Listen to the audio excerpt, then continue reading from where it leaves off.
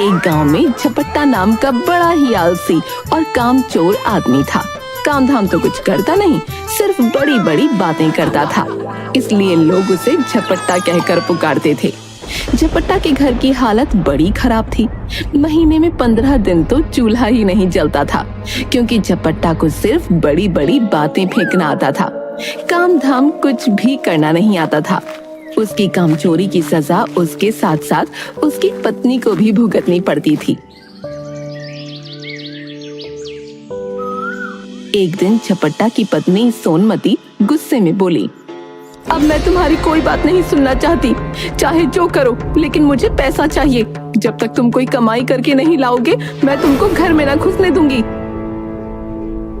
अरे भाग्यवान, बिगड़ती क्यों? मैं कहीं ना कहीं से कुछ इंतजाम कर लूंगा। तुम थोड़ी शांति रखो। तुम तो जानती हो, कभी तुम्हारे इस पति को झपट्टा महाबली कहकर पुकारते थे सब। बस बहुत हो गया तुम्हारा, तुम चुपचाप नौकरी की खोज में जाओ, नहीं तो मैं तुम्हें घर में ना घुसने दूंगी। झपट्टा वगैरह सब भूल जाओगे। हाँ, लगता है इस वक्त सोनमती कुछ ज्यादा ही गुस्सा है, मेरी कोई बात सुनने को तैयार नहीं है। भलाई इसी में है कि नौकरी की खोज में निकल जाता हूँ। हाँ ठीक है, तुम नाराज मत हो नाराज है। मैं 2-3 दिनों के बाद नौकरी की खोज में चला जाऊंगा है। अभी जो है, अभी कुछ वक्त और आराम कर लेता हूँ थोड़ा सा, है ना? क्या कहा? 2-3 दिन? तुम्हें आज और अभी जाना होगा। बहुत हो गई तुम्हारी मनमानी, अब और नहीं। अरे मेरी बात तो सुनो। अब आज कहाँ जाऊंगा बताओ? बाहर देखो ना कितनी तेज धूप हो रही है। अच्छा, कल चला जाऊंगा। ठीक है मेरी सोनी मोनी, ठीक है। मैंने जो कह दिया सो कह दिया, मस्के लगाने की कोई जरूरत नहीं है।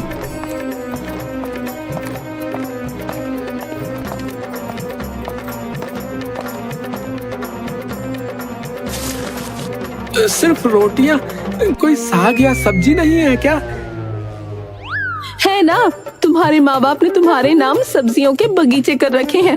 अभी जाती हूँ और वहाँ से तोड़ कर लाती हूँ सब्जियाँ, ताजी सब्जियाँ तुम्हें पका कर देती हूँ।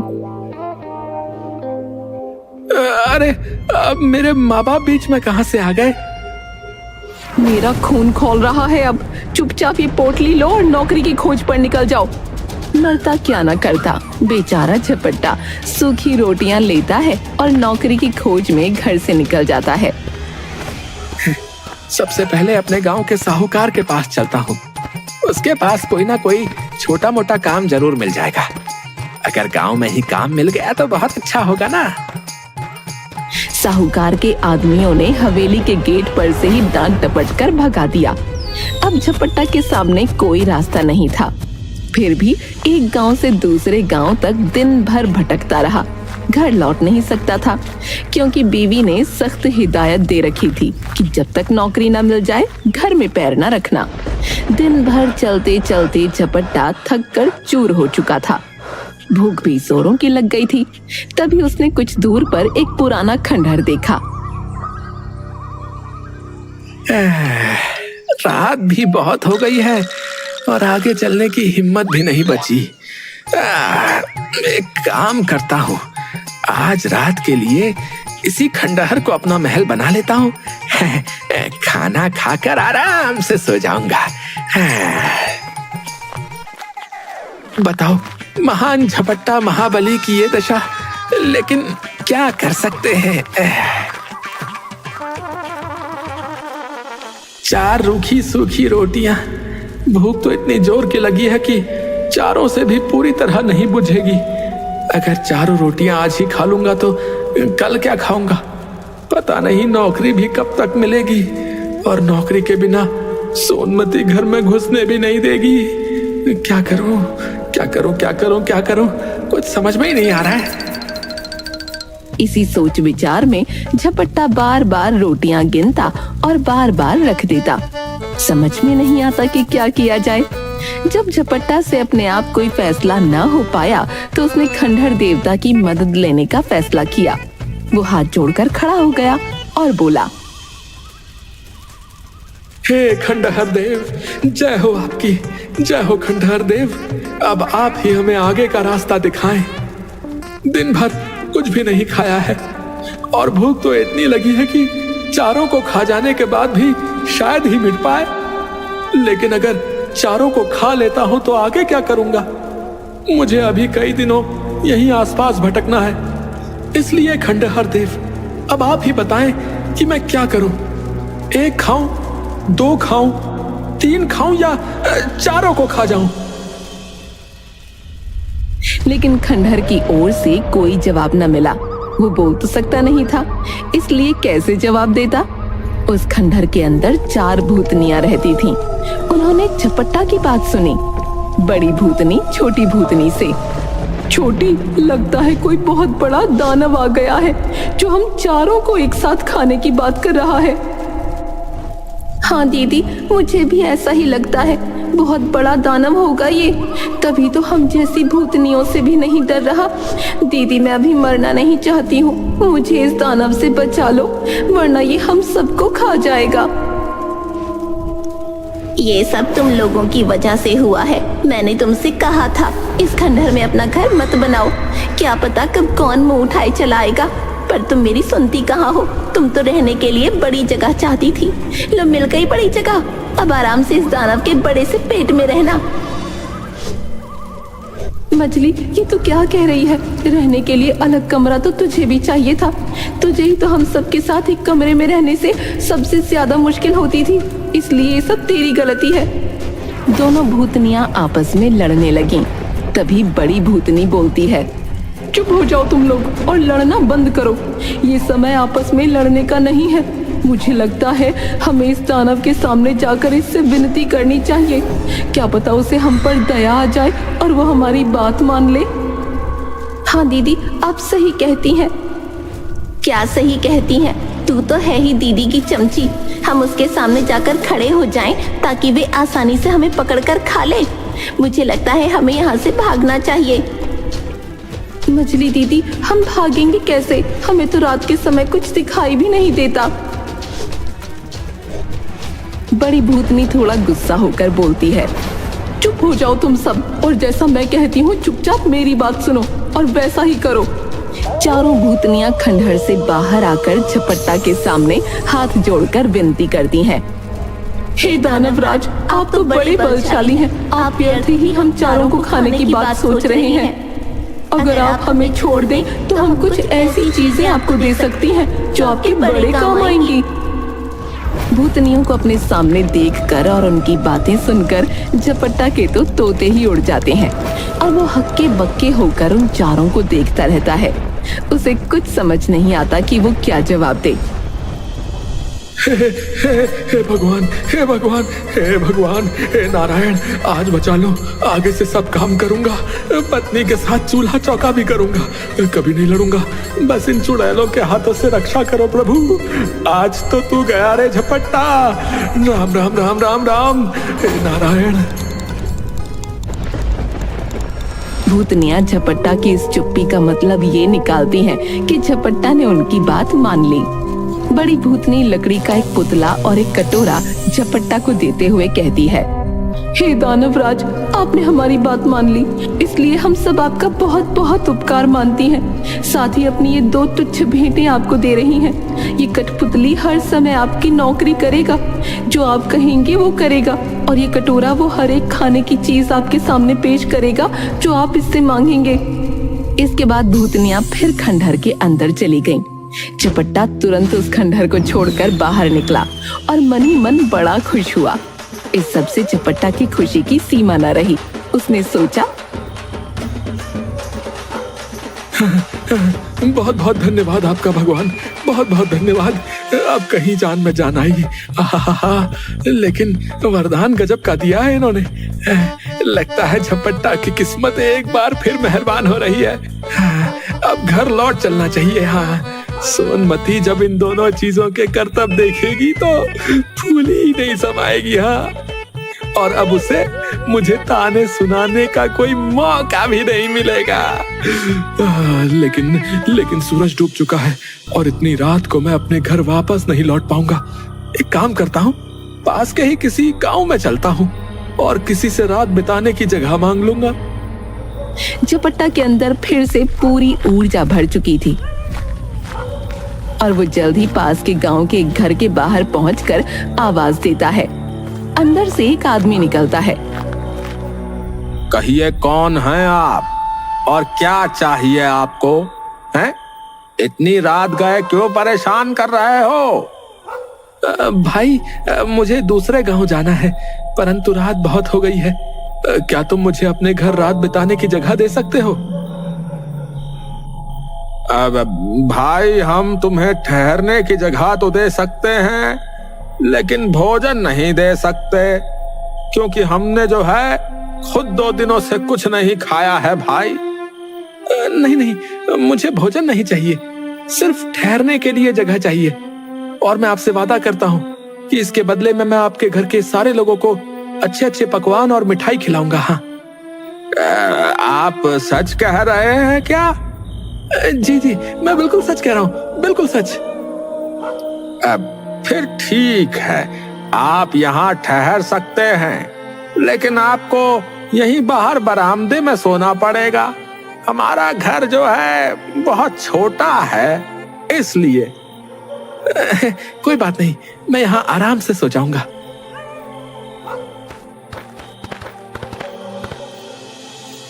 जादुई कटोरे, मुझे खाने के लिए हलवा, पूरी, सब्जी, पुलाव, खीर, मिठाइयाँ, रबड़ी, रसगुल्ला, जलेबी, समोसे सब चाहिए, सब लाओ। कुछ ही समय में घर वालों के सामने सारे पकवानों का ढेर लग चुका था। उन सब की आंखें खुली की खुली रह गईं, लेकिन भूखे होने के कारण उन्होंने जल्द ही सब कुछ खाकर खत्म कर दिया। मैं ये झूठे बर्तन बाहर ले जाकर धो देती हूँ। नहीं, आपको बर्तन साफ करने की कोई जरूरत नहीं है। ये मेरा कठपुतला सारे बर्तन साफ कर देगा, आप देखते रहिए। झपट्टा की इतना कहने भर की देर थी कि कठपुतले ने जल्दी से सारे बर्तन साफ कर दिए। झपट्टा के कठपुतले और कटोरे के अजीबोगरीब जादू देखकर उस आदमी और उसकी पत्नी के मन में लालच आ गया और झपट्टा के सो जाने के बाद वो दोनों चुपके से उठे और झपट्टा के कटोरे और कठपुतले को चुराकर उनकी जगह एक नकली कठपुतला और नकली कटोरा रख दिया। झपट्टा को ये पता न चला। सवेरे उठकर झपट्टा ने हाथ मुंह धोए और दोनों नकली चीजें लेकर घर की ओर चल दिया।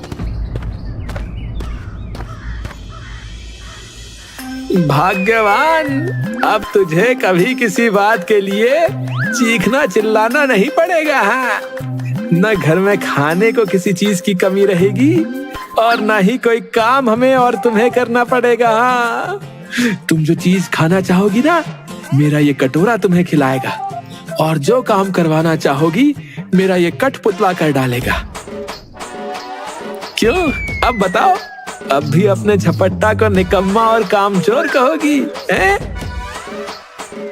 लेकिन सोनमती को इन बातों पर विश्वास न हुआ। उसने कहा, तुम तो ऐसी डींगे रोज ही मारा करते हो, कुछ करके दिखाओ तो जानू। हाँ, क्यों नहीं, अभी लो। जादुई कटोरा और कठपुतला निकाल झपट्टा ने कहा।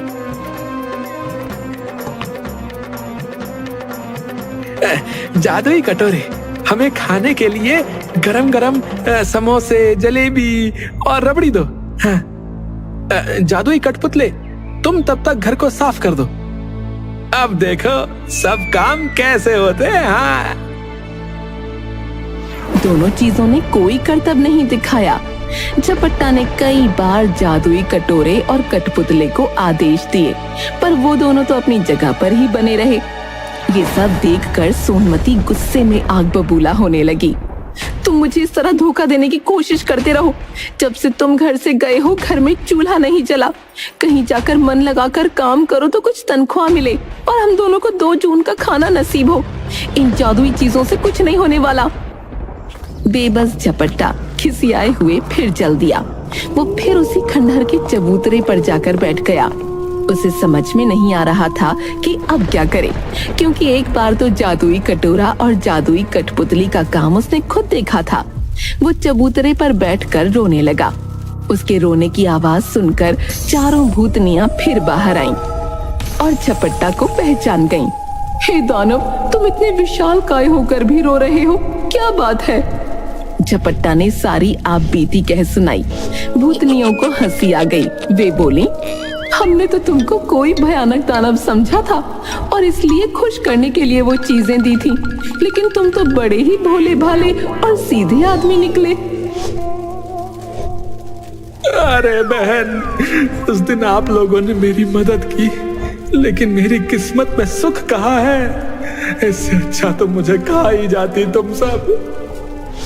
तो तुम उस दिन क्या खाने की बात कर रहे थे? खाने की? अरे वो सूखी रोटियां, सूखी रोटियां। मेरे पास उस दिन 4 सूखी रोटियां थी, बस। अच्छा, घबराने की जरूरत नहीं, हम तुम्हारी मदद करेंगी। तुम्हारा कठपुतला और कटोरा उन्हीं लोगों ने चुराया है जिनके यहाँ रात को तुम रुके थे। इस बार हम तुम्हें एक रस्सी और डंडा दे रही हैं। इनकी मदद से तुम उन दोनों को बांधकर मारकर अपनी दोनों चीजें वापस पा सकते हो। इसके बाद भूतनियां फिर खंडहर में चली गईं।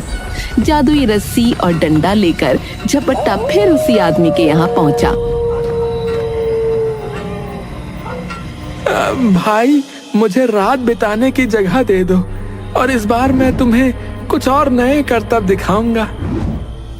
वो आदमी भी लालच का मारा था। उसने समझा कि इस बार कुछ और जादुई चीजें हाथ लगेंगी, इसलिए उसने खुशी खुशी झपट्टा को अपने यहाँ टिका लिया। आप अवश्य हमारे यहाँ रुक सकते हैं। अरे बाबा, कितना मूर्ख आदमी है, दोबारा यहाँ लुटने को चला आया है।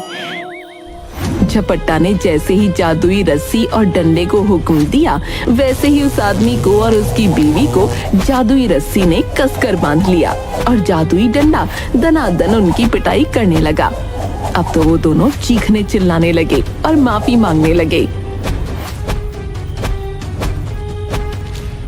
अरे मर गया, अरे मम्मी, अरे मोरी मैया, अरे माफ कर दो, अरे हाय दैया, अरे ओ ई आ, भाई हमें माफ कर दो। भगवान के लिए अपने इस जादुई डंडे को रुकने का आदेश दो, वरना ये हमें मार मार कर खत्म कर देगा। हम लालच में आ गए थे भाई, माफ कर दो हमें। तुम दोनों ने मुझे धोखा दिया है। मैंने तो ये सोचा था कि तुमने मुझे यहाँ रहने को जगह दी है, इसलिए मैं भी तुम्हारे साथ कोई भलाई का कार्य कर दूं, लेकिन तुमने मेरे साथ उल्टा ही बर्ताव किया। मेरे कठपुतले और कटोरे को ही चुरा लिया।